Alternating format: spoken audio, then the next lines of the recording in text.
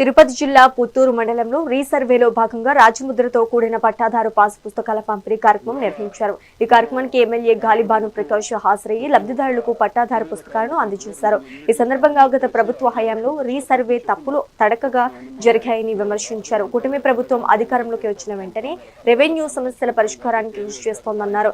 అందులో భాగంగా రీసర్వే చేపట్టిన రాజముద్రతో కూడిన పట్టాదారు పాస్ పుస్తకాలు అందిస్తున్నామని పేర్కొన్నారు. మనం రాష్ట్ర ప్రభుత్వం ప్రతి ఒక్క చేనేత కార్మికుడు కూడా 200 యూనిట్లు ఇస్తామని చెప్పేసి ఆ రోజు ఎలక్షన్కి వచ్చినప్పుడు చెప్పున్నాం. మనం వాళ్ళకి బాసటగా ఉంటాం, వాళ్ళకి అండగా ఉంటాం, వాళ్ళకి తోడ్పాటుగా ఉంటాం, వాళ్ళ కష్టాల్లో పాలు పంచుకుంటాం, వాళ్ళకి సాయం ఖచ్చితంగా చేస్తామని చెప్పేసి ఆ రోజు గౌరవ ముఖ్యమంత్రి వర్యులు నగిరికి వచ్చినప్పుడు కానీ లోకేష్ గారు వచ్చినప్పుడు కానీ మీకు ఎప్పుడు మేము అండదండగా ఉంటాం అని చెప్పి మాట ఇచ్చారు. దానికి తదనుగుణంగానే ఇవాళ ప్రతి ఒక్క కుటుంబానికి కూడా చేనేత కార్మిక కుటుంబానికి కూడా 200 యూనిట్లు ఫ్రీగా ఇవ్వడం జరుగుతూ ఉంది. నిజంగా మనకు ఎన్నో కష్టాలు ఉన్నాయి, ఎన్నో ఇబ్బందులు ఉన్నాయి.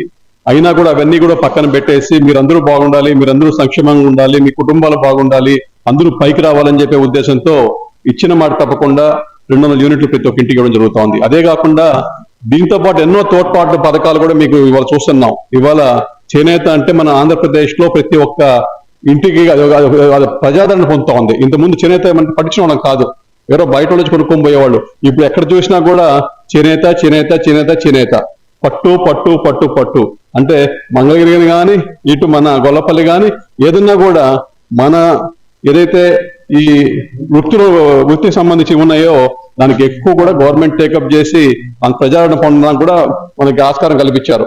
ఇంతకుముందు కూడా లేనంత డిమాండ్ కూడా వాళ్ళు తీసుకొచ్చే పరిస్థితి ఉందంటే వాళ్ళు తీసుకున్న ఇంట్రెస్ట్, వాళ్ళు చూపిస్తున్న తోడ్పాటు ఇవాళ మీ వృత్తికి కూడా ఇవాళ మొత్తం అందరూ చూసి రికగ్నైజ్ చేసే పరిస్థితి తీసుకొచ్చారు.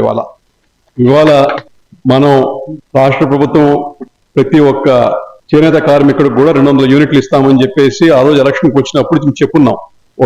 మనం వాళ్ళకి బాసటగా ఉంటాం, వాళ్ళకి అండగా ఉంటాం, వాళ్ళకి తోడ్పాటుగా ఉంటాం, వాళ్ళ కష్టాల్లో పాలు పంచుకుంటాం, వాళ్ళకి